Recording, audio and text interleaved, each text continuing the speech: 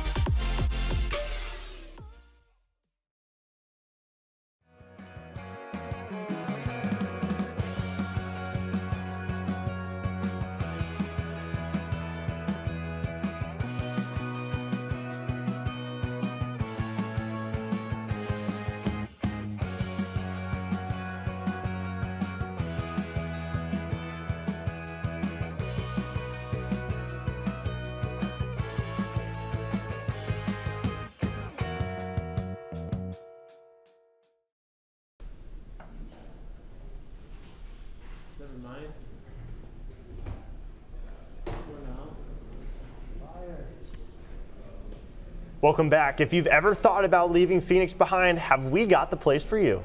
That's right, Noah. The list of the most livable cities in the world has been released, and the winner is, drumroll please, Copenhagen.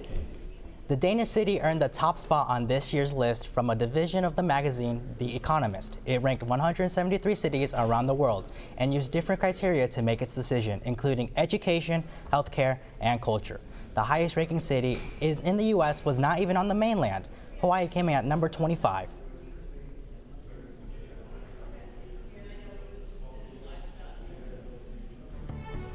That's it for tonight's edition of Cronkite News. I'm Noah Podolsky. And I'm Nathaniel Garcia. Thank you for joining us.